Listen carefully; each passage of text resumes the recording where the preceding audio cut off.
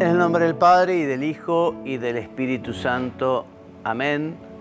Ave María Purísima, sin pecado concebida. Queridos amigos de la tele, nuevamente juntos con nuestros temas de fe católica, con la segunda parte del Catecismo de la Iglesia, que trata sobre la celebración del misterio cristiano. Hemos ido viendo los sacramentos que nos dejó Jesucristo, y hoy tendremos el tercer programa sobre el sacramento del matrimonio. Vamos a ver unos textos que realmente en la preparación me gustaron tanto. Son para rezar, son para pensar, son para meditar. Bueno, ojalá todos tengan en su casa este regalo maravilloso del Papa San Juan Pablo II, que es el Catecismo de la Iglesia Católica. Es un libro extenso, es un libro denso también, un libro de estudio, para leer despacio, para meditar. Después el Papa Benedicto nos regaló la síntesis, ¿no?, en el compendio del Catecismo de la Iglesia Católica, pero este tiene una riqueza extraordinaria, ¿no? Y dejamos, o el tema que nos toca, continuando con el matrimonio, como te decía, es respecto de los matrimonios mixtos o de disparidad de culto. Quizás la primera vez que vos escuchás estos términos. Mira, cuando hablamos de matrimonio mixto, hablamos de un matrimonio de un católico, que pertenece a la Iglesia Católica, con un bautizado no católico, evangélico, luterano, anglicano, ¿no? Y los matrimonios de disparidad de culto es cuando se casa un bautizado con un no bautizado. Por ejemplo, una persona que es de la religión judía o es maometano, ellos no son bautizados, ¿no? Entonces, respecto de estos temas, nos dice el Catecismo que el matrimonio entre católico y bautizado no católico, matrimonio mixto, exige una atención particular de los cónyuges y de los pastores. Y los matrimonios entre católico y no bautizado, con disparidad de culto, exige aún mayor atención, ¿no?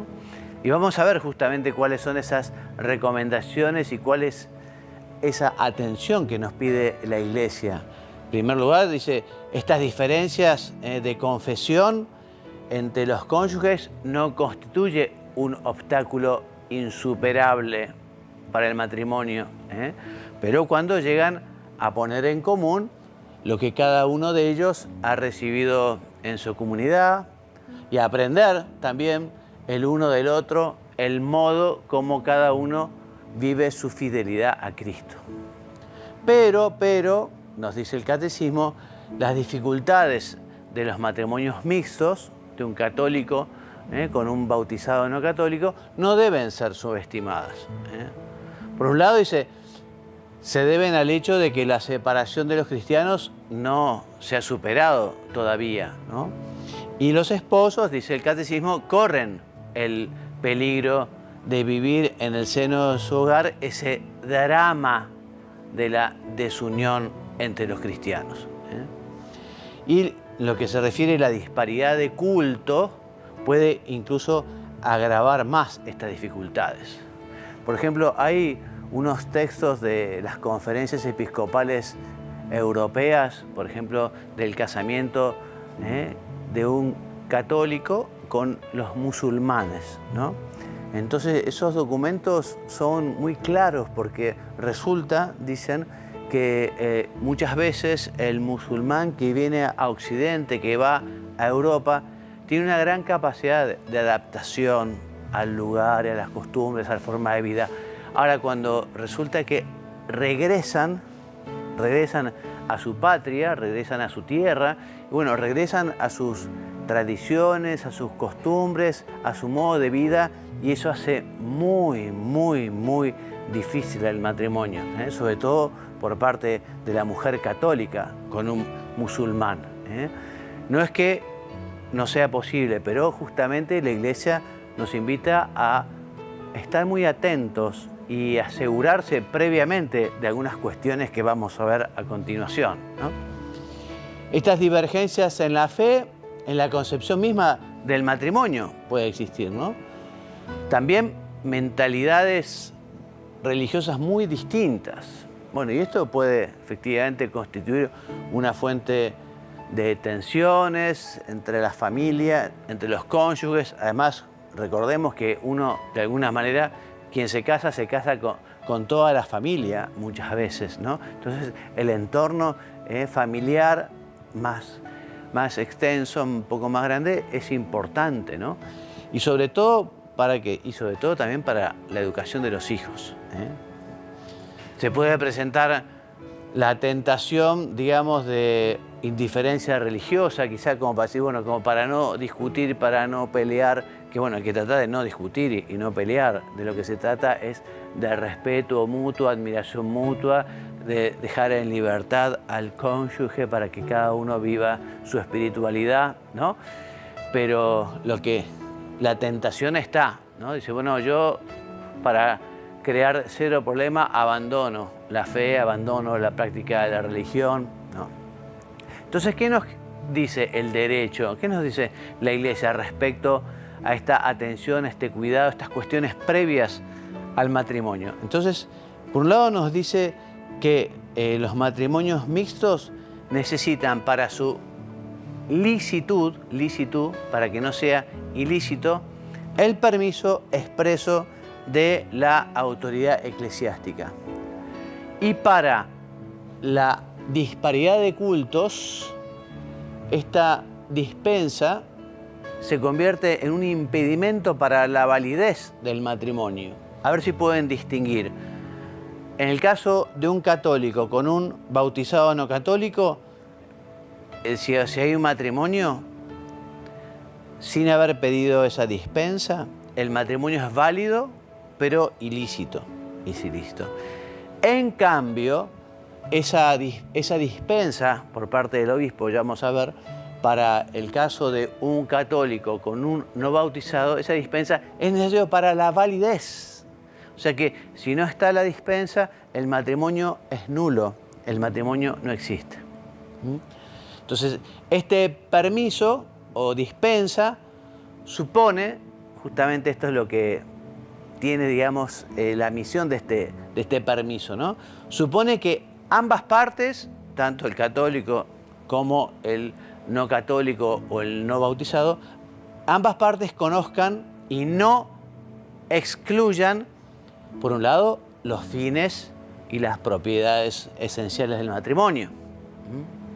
Además, la parte católica debe confirmar sus compromisos bautismales. Se debe comprometer justamente a conservar la propia fe, debe comprometerse a asegurar el bautismo y la educación cristiana de los hijos, la educación católica. La otra parte, digamos, lo tiene que conocer. O sea, la otra parte, el no bautizado o el no católico, debe saber que su cónyuge católico se ha comprometido a esto, a conservar la propia fe, asegurar el bautismo y la educación católica de los hijos, ¿no? En los matrimonios con disparidad de culto, el esposo católico tiene una tarea particular. Y leemos acá la primera carta a los Corintios, la primera carta de San Pablo a los Corintios, ¿no? Pues el marido no creyente queda santificado por su mujer y la mujer no creyente queda santificada por el marido creyente. Por eso es un gran gozo para el cónyuge cristiano y para la Iglesia el que esta santificación conduzca a la conversión libre, evidentemente, ¿no?, del cónyuge a la fe cristiana. Y acá nos va a decir justamente el camino para conseguir que el cónyuge abrace la fe católica, que pasa justamente por el cariño, por la oración, por la catequesis, pero siempre, digamos, algo es fundado, digamos, en el amor conyugal, nunca en la imposición, nunca en la obligación. Así lo dice el catecismo. El amor conyugal sincero, la práctica humilde y paciente de las virtudes familiares y la oración perseverante pueden preparar al cónyuge no creyente a recibir la gracia, el don, el regalo de la conversión.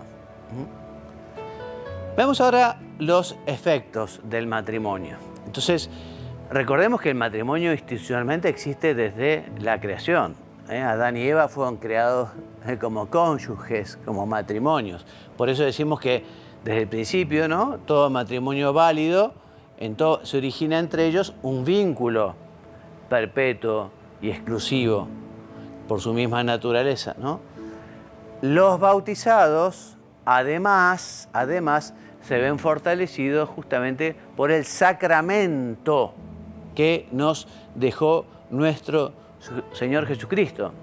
Sacramento que ofrece, otorga, da una peculiar gracia, fuerza, para vivir justamente los compromisos matrimoniales. Este vínculo, esta unión, ¿no?, del matrimonio es fundamental. O sea, ya lo decíamos la otra vez, una cosa es estar juntos y otra cosa es estar casados. Porque el casamiento exige un consentimiento, el aceptar, el donarse y el aceptar. Y ese consentimiento, esa donación mutua genera un vínculo, una unión, una relación. Y este vínculo matrimonial es establecido por Dios mismo, ¿no? Miren, hablando un poco en general, ¿no?, por decir algo, así una comparación que me viene a la cabeza. Cuando uno hace un contrato de compra-venta y hace un vínculo, ¿no? Uno entrega un bien, quizá, y recibe un dinero. Y ese vínculo, digamos, esas obligaciones hay que respetarlas. Que es distinto, por ejemplo, al de un alquiler. Porque en un alquiler de algo uno lo tiene temporalmente, pero tiene la posesión, pero no tiene el dominio, la propiedad. Son cosas distintas, son vínculos distintos, son obligaciones distintas. Una cosa es estar juntos y otra cosa es estar comprometidos, estar casados, haber aceptado, digamos, esa responsabilidad de darse en donación y de darse, de entregarse y de aceptar al otro cónyuge. Bien, ¿cuáles son las gracias del sacramento del matrimonio? Bueno, la gracia, recordemos que todos los sacramentos nos dan, por un lado, la gracia santificante. Recordemos que la gracia es esa participación en la vida divina, en la naturaleza divina, que es parecerse a Dios, que es tener la fuerza de Dios, que es tener la ayuda de Dios, ¿no? Entonces, la gracia santificante y la gracia sacramental específica de cada sacramento. Bueno, la gracia propia del sacramento del matrimonio está destinada a perfeccionar el amor de los cónyuges y a fortalecer su unidad indisoluble. Porque por medio de esta gracia se ayudan mutuamente a santificarse con la vida conyugal, y en la acogida y en la educación de los hijos. El matrimonio es una vocación, es un llamado de Dios, es un camino de santidad. Cuando se casan podemos decir, bueno, el camino de santidad de la mujer es el marido y en el caso del marido el camino de santidad es la esposa, ¿no? Entonces, Cristo es la fuente de esta gracia sacramental, mediante justamente los contrayentes, los que se casan, están llamados a vivir el amor y la entrega del mismo Jesucristo con su iglesia, ¿no? Entonces Jesucristo nos da la gracia, sale al encuentro de los esposos, permanece en ellos, les da fuerza, esa fuerza para seguirle, para tomar su cruz, para levantarse después de las caídas, después de los tropiezos, para que se perdonen mutuamente, para llevar la carga de los otros.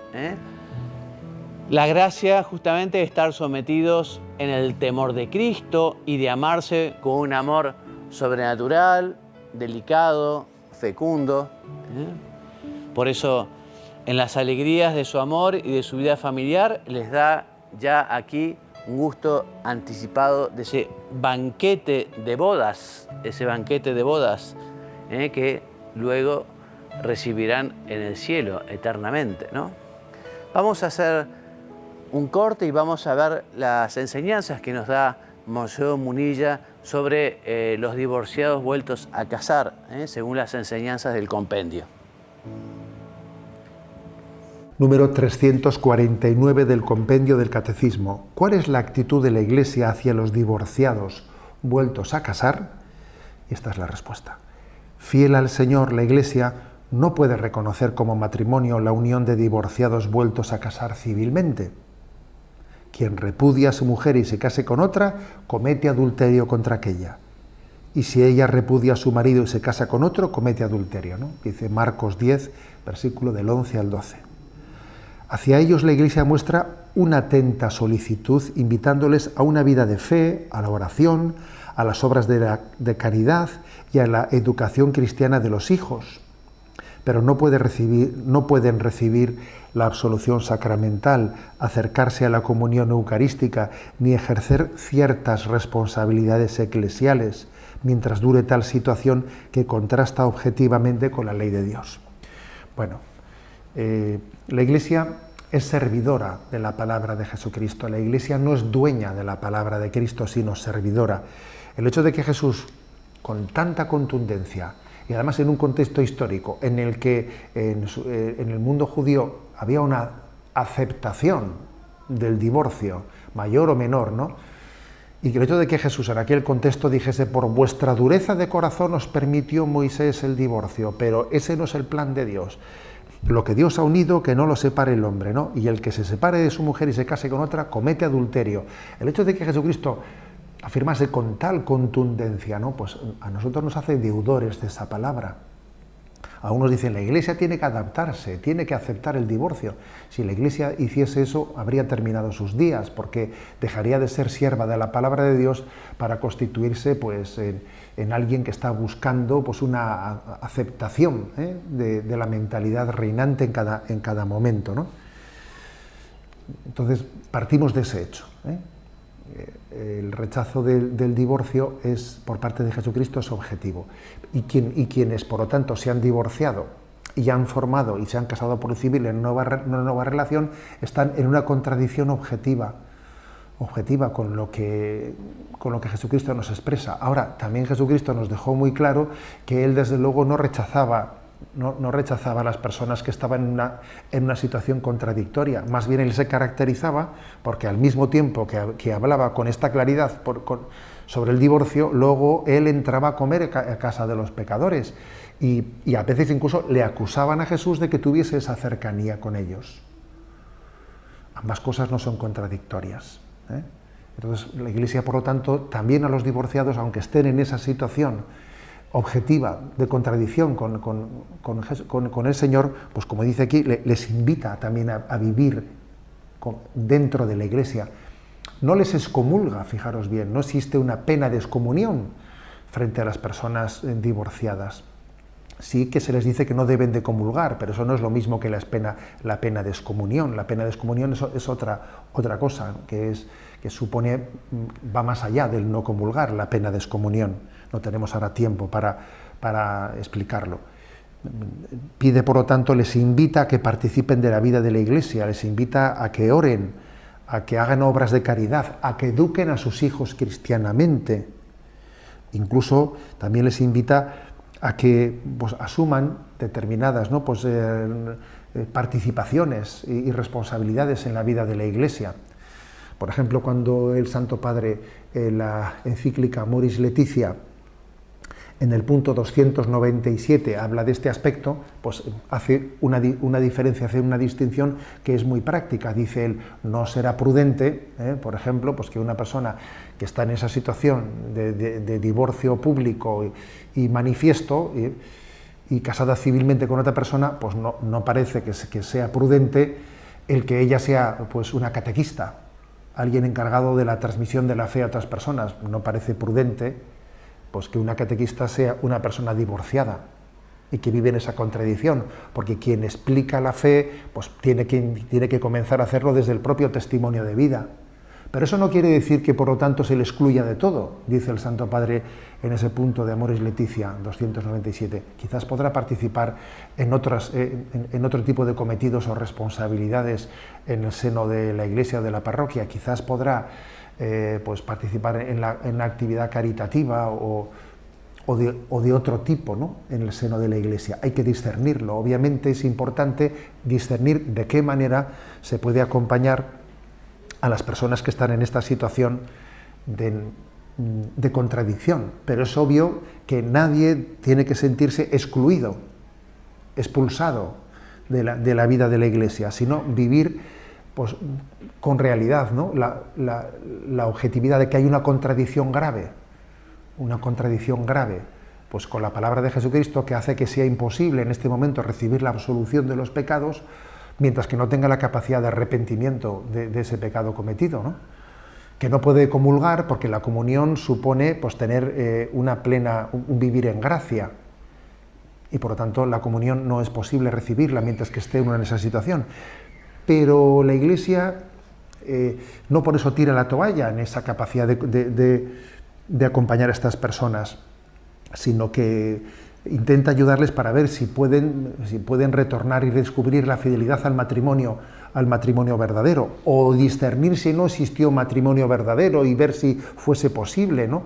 Un auténtico verdadero, ¿no? Y no manipulado discernimiento de nulidad matrimonial, o incluso a veces hasta les invita a las personas divorciadas que han vuelto a casarse, les invita a tomar el compromiso de vivir como hermanos en un compromiso de castidad entre ellos para que puedan recibir los sacramentos. La Iglesia hace lo posible y lo imposible no, pero quiere decir, hace todo lo humanamente posible para intentar acompañar a estas personas siendo fiel al mismo tiempo al mandato de Jesucristo. Esto es lo que hace la Iglesia, fidelidad a la palabra de Jesucristo, pero que es una palabra de fidelidad a la verdad moral y al mismo tiempo de compromiso con las personas que están en contradicción y en pecado. Y no porque estén en pecado deben de sentirse rechazadas, sino más bien amadas de forma especial por Jesucristo.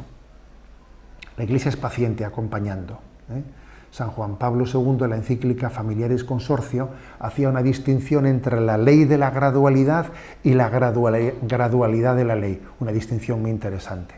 No existe la gradualidad de la ley, o sea, es decir, lo que es inmoral es inmoral, entonces lo que es adulterio es adulterio, no existe gradualidad de la ley, pero sí existe una ley de la gradualidad, que es un acompañar a las personas poco a poco, teniendo paciencia, aprendiendo a escucharlas, viendo dónde están sus heridas, para poder llegar, ¿no?, en el discernimiento a confluir en el pleno ideal de la comunión con la vocación de Jesucristo al amor fiel.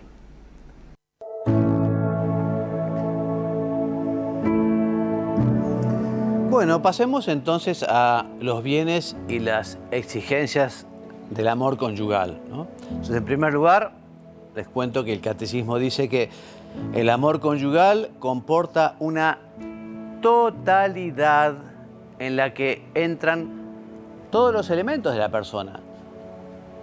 El cuerpo, el instinto, la fuerza del sentimiento y de la afectividad, la aspiración del espíritu y de la voluntad.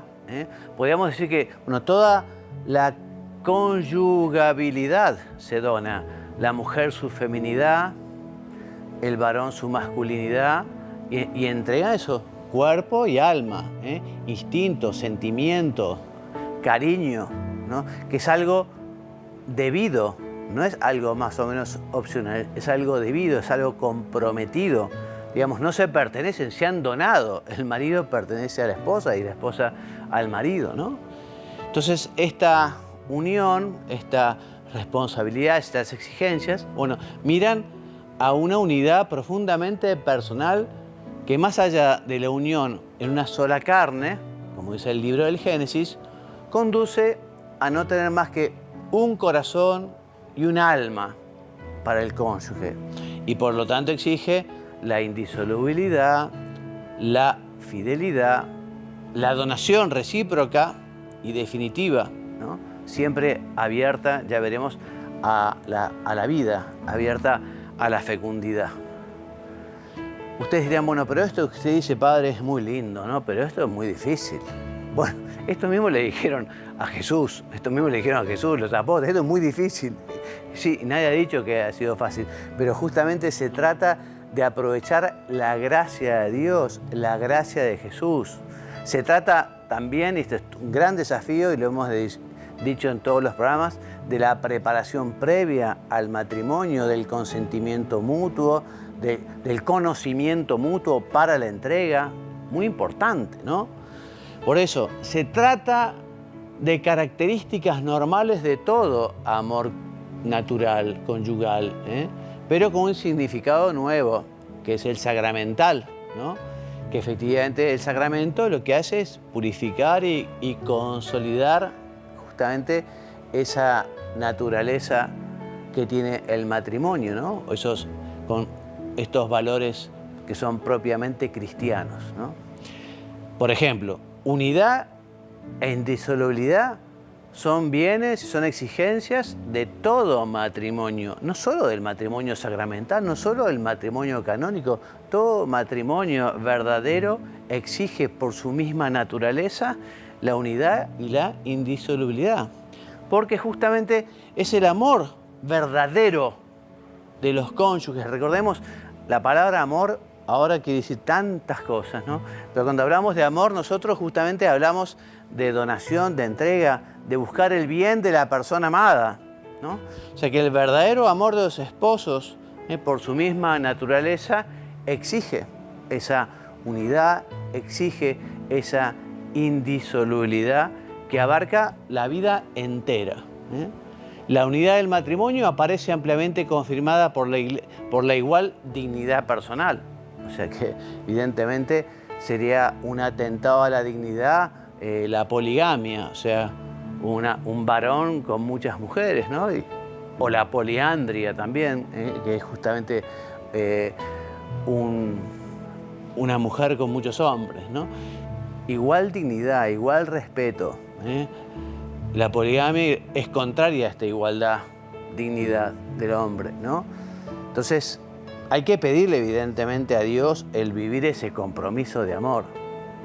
Pero hemos dicho también, pero antes de dar ese compromiso hay que tener un conocimiento, hay que tener una decisión, hay que tener una voluntad. Hoy por hoy, digamos, hay ciertas corrientes filosóficas que dicen el hombre no tiene capacidad para comprometer su futuro, no tiene. El hombre es siempre libre y todas las decisiones que toma son transitorias, y eso no es verdad. Eso es minusvalorar también a la persona humana, que sí tiene esa capacidad de comprometerse hacia el futuro y de entregar, digamos, parcialmente la libertad, porque uno cuando se casa no es que se convierte en un esclavo, ¿no? Pero sí que efectivamente el hombre es dueño de su futuro también, y es dueño de comprometerse.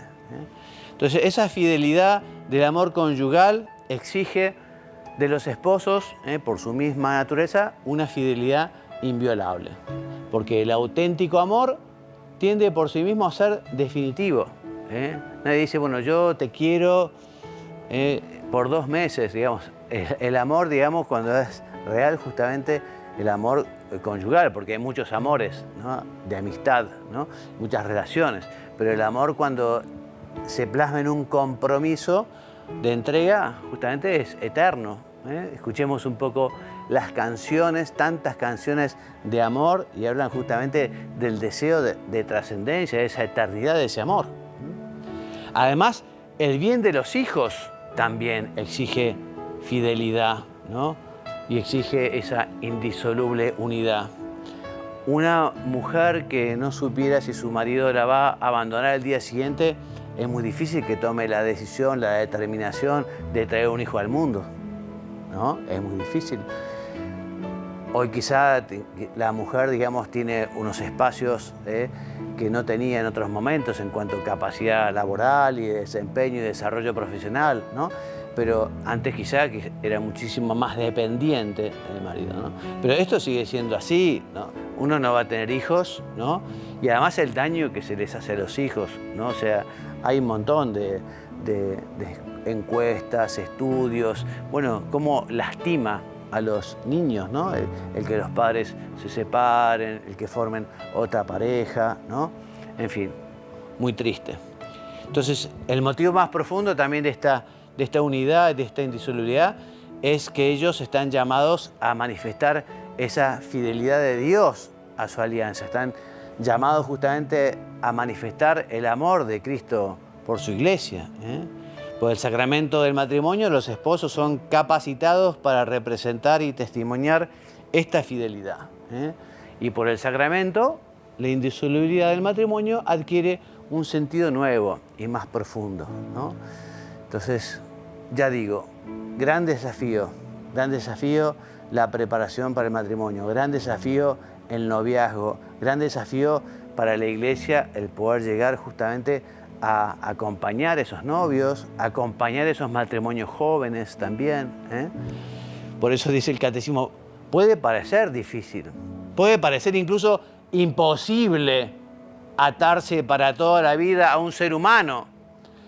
Por ello es tanto más importante anunciar la buena nueva de que Dios nos ama con un amor infinito, que es irrevocable, y que los esposos participan de ese amor, que los conforta, que los mantiene, que los ayuda a vivir esa fidelidad, porque se han convertido en testigos del amor fiel de Dios, nada más ni nada menos.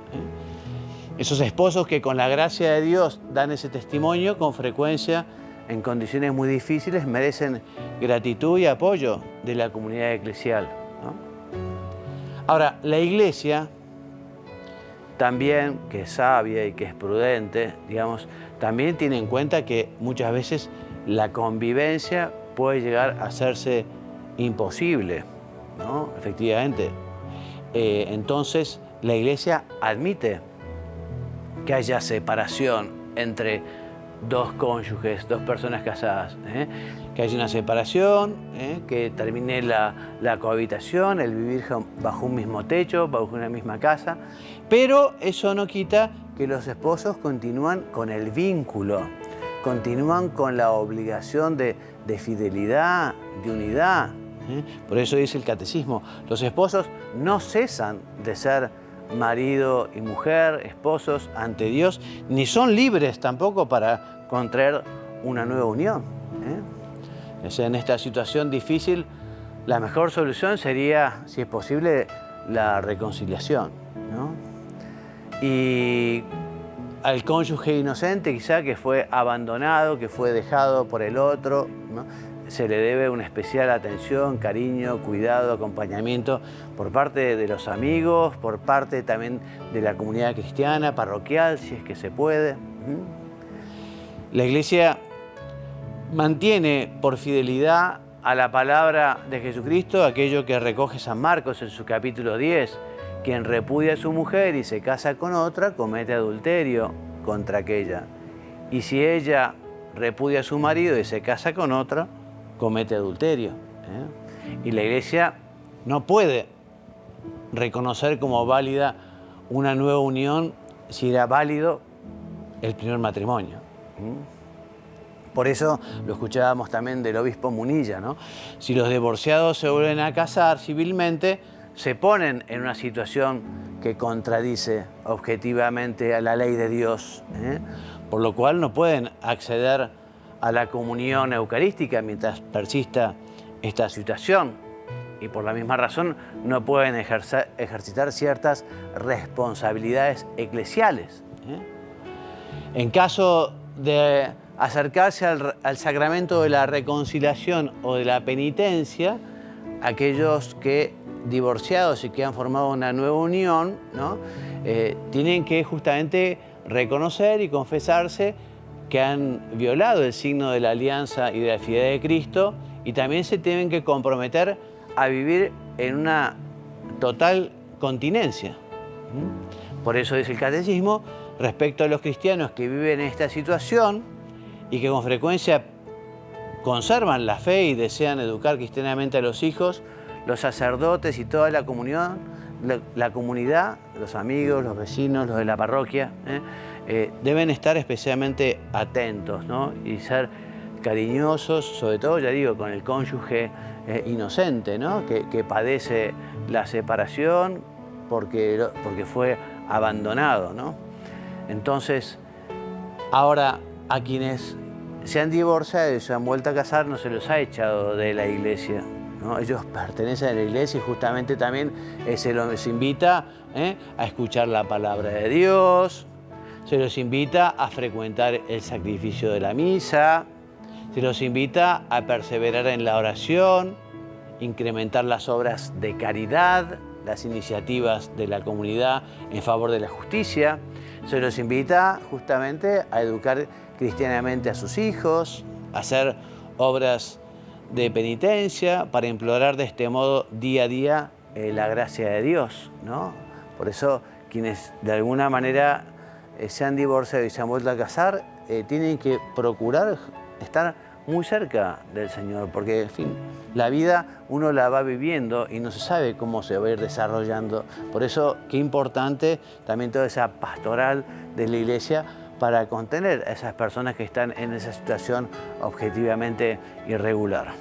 Otro tema importante y difícil en el matrimonio es la apertura a la fecundidad, porque por su naturaleza misma, la institución misma del matrimonio y el amor conyugal están ordenados a la procreación y educación de la prole. Los hijos claramente son el don más excelente del matrimonio, ¿no? Y contribuyen mucho al bien de sus padres. Los padres son los primeros responsables justamente también de la educación de los hijos. Y quienes no tienen hijos porque Dios no se los ha dado, bueno, están llamados justamente a vivir, digamos, esa entrega a los demás, ¿no? Y también justamente a buscar esa fecundidad, digamos, en las obras de caridad, en las obras de servicio, ¿no?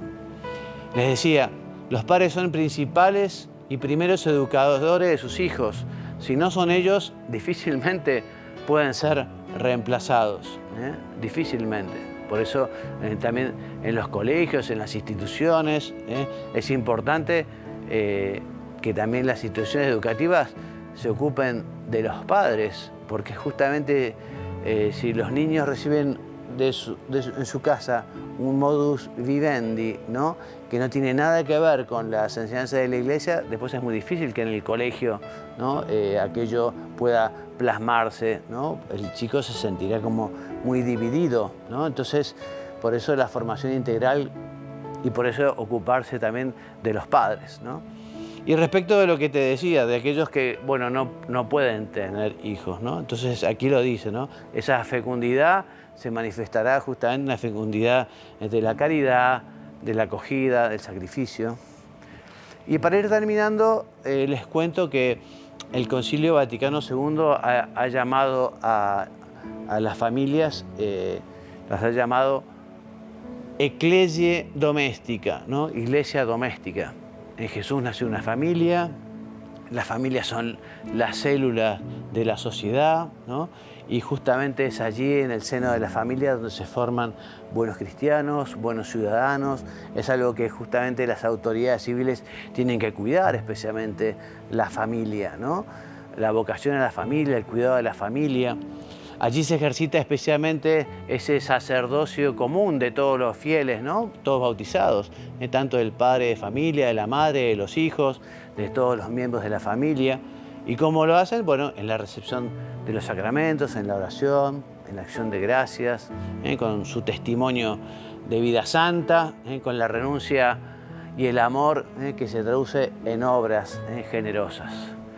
Y para ir terminando, decimos, el hogar es la primera escuela de vida cristiana del más rico humanismo. Y aquí se aprende, y esto es muy lindo, en el hogar, la paciencia y el gozo del trabajo.